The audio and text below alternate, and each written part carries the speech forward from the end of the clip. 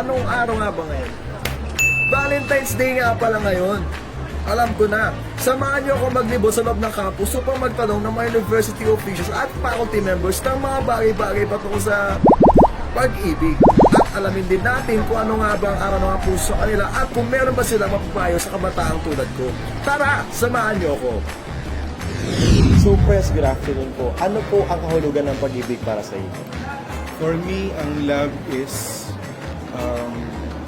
if a person has a pure heart, meaning he could see the bright side in every situation, whether it is good or bad. Ang pag-ibig is a commitment. Kasi once you are committed with someone na minamahal mo, you don't wait for any return or kahit na siguro hindi ma-compensate yung pinapakita mong pagmamahal sa kanya, ang mahalaga, mahal mo siya. Pag-ibig is such a very big word, tsaka napaka-broad niyan. Pero para sa akin, ang tunay na kahulugan ng pag-ibig ay ang salitang very much na mag-i-impart sa inyong mga estudyante. Yun ay yung paghanap ninyo ng purpose ng buhay ninyo through different unconditional thing. Kasi ang pag-ibig, marami siyang muka, marami siyang dahilan, and then at the same time, marami din siyang purpose, bakit natin siya ginagawa at nararamdaman towards other people. Naniniwala ako na bulag ang pag-ibig dahil pagka mahal mong isang tao, kaya mong tanggapin ang lahat, kahit ang kanyang mga flaws, ang kanyang pagkukulang, no? At ang mga bagay-bagay na wala siya. Of course, naniniwala ako na ang pag-ibig ay nagiging inspirasyon ng bawat isa, especially ang mga kabataan, sapagkat sila ang nagbibigay buhay sa mga tao, lalo na sa kabataan ng mga nagsisipag-aral, at nagiging gabay din yan para maisakatuparan nila ang kanilang mga pagmamahal sa bawat isa, sa pamilya at sa mga kaibigan. Anong book po ang magandang basahin about love? So, ang book na magandang basahin about love is about kay Nora Roberts. So, si Nora Roberts ay kilalang author about sa romance and novels. So, sa story na to, sinasabing ang pag-ibig, walang mahirap or mayaman. So, sa story na to, about kay Brian at kay Kelly, marami silang mga challenges na kinaharap about sa kanilang pagmamahalan, which is makaka-relate yung mga kabataan. Ano po ba ang dapat mas manaig? Isip o puso? Isip o puso? I choose isip. Kasi ang isip ay mas mataas kesa sa puso at kinakailangan pinag-iisipan ang lahat ng bagay na papasukin mo sa buhay. Para sa inyo po, kailan po naging mali ang pag-ibig? Okay, so ang para sa akin, no, walang mali sa pag-ibig.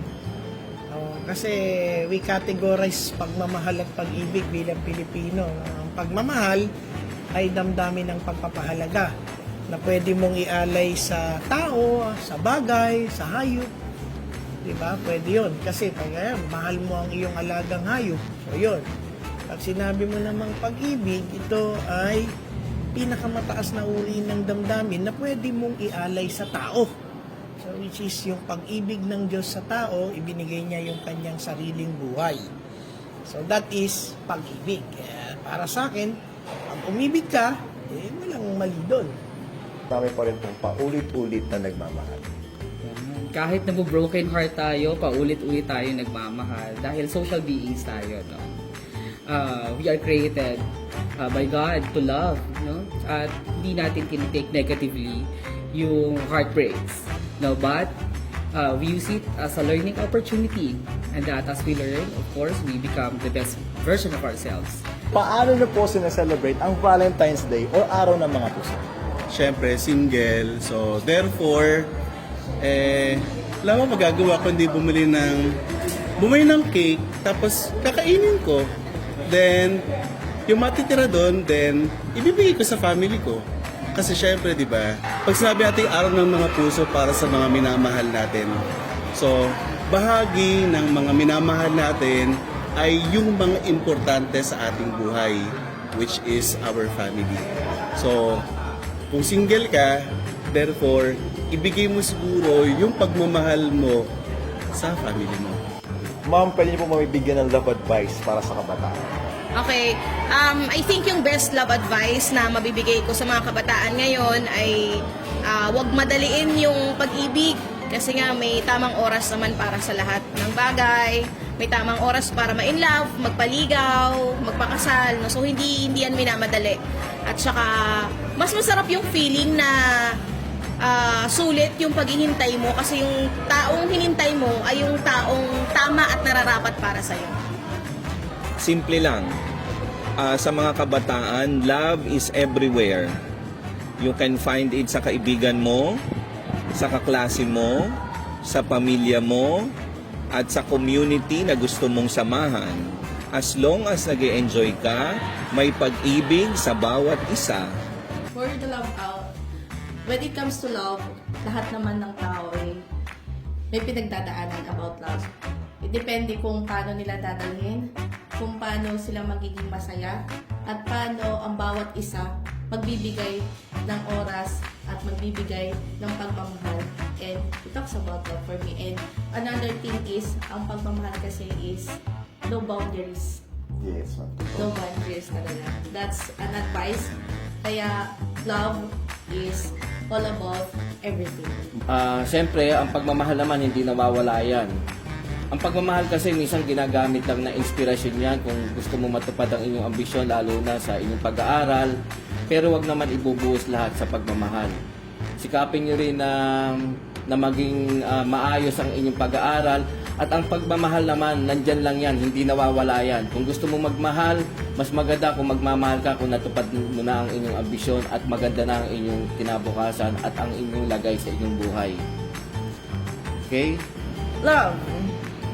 Magmahal ng tama, sapat, naaayon, at gamitin nyo lang siya as inspiration para balang araw. Yun yung payo na iiwan nyo rin sa susunod na generation. Kasi sa inyong mga kabataan, wala namang masamang magmahal. Sabi ko nga, pag nagmahal tayo, dapat yun yung magiging dahilan bakit patuloy tayong gigising araw-araw. Bakit makikita natin na masaya pala na humihinga tayo araw-araw. At bakit pala kailangan nating mabuhay ng may kulay at hindi black and white yung mundo. Or sana, kapag nagmamahal tayo, lalo na yung kabataan, no? We enjoy the relationship. And sabi nga ng teacher ko, kapag nagmamahal tayo, dapat binibigay lang natin yung photocopy ng sarili natin. Para kung magkaroon man tayo ng heartbreaks o magkahiwalay man tayo ng partner natin, may iwan pa rin sa atin yung original copy ng sarili natin. Self-love, importante yan. So, kailangan tapusin ang pag-aaral sa paghahanda sa future para handa ang sarili mo na ibigay 100% sa mahal mo. So, syempre, wala na dun yung pagdududa kasi sa sarili natin, wala nang pagdududa. So, yun lang. Unahin nila ang pag-aaral, darating ang pag-ibig sa tamang panahon. Ang una niyo dapat na i-priority is yung pangarap niyo sa buhay. Walang masamang magmahal, no? Pero syempre dapat ibigay din natin kung ano yung mga priorities na kinakailangan natin gawin habang tayo yung nagmamahal. Gaya ng mag-aral ng mabuti, bukod sa pag-aaral ng mabuti, hindi rin natin kailangan isang tabi ang pagmamahal sa Diyos at higit sa lahat, kailangan sabay kayo natutuparin ang pangarap ninyo. Para nang sa ganun, pagdating ng araw na kayo ikakasal, well prepared at handa na kayo sa lahat ng hamon ng buhay. Wag silang masyadong mapusok, no? Maging mapanuri at sundin ng kanilang mga magulang. Wala namang problema kung pagsasabayin mo yung iyong pag-aaral at pakikipagnobyo, walang problema doon. But as long as you know your limitations. Number 1, always prioritize yourself. Learn how to take care of yourself, to value yourself. Kumbaga self-love, no? Yun muna una. No? Secondly, set a good foundation of relationship. No? And then lastly, siguro,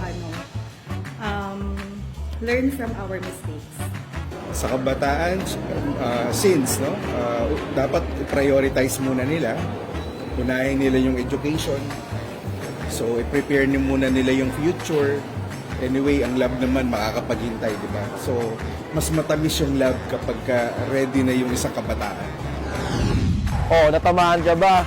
Ngayon alam na natin ang sagot sa ating mga katanungan, naway ating isa puso't isa isip ang kanilang mga payo. At bilang isang kabataan ng aking maipapayo, ang Valentine's Day ay hindi lamang tumutukoy sa pagkakaroon ng nobya at nobyo. Ang Valentine's Day ay simpleng pagpapaalala na patuloy nating mahalin ang ating mga mahal sa buhay at higit sa lahat ang ating sarili. Para sa CMU I Connect, si Gia Villo, konektado para sa kabataang Malabueno.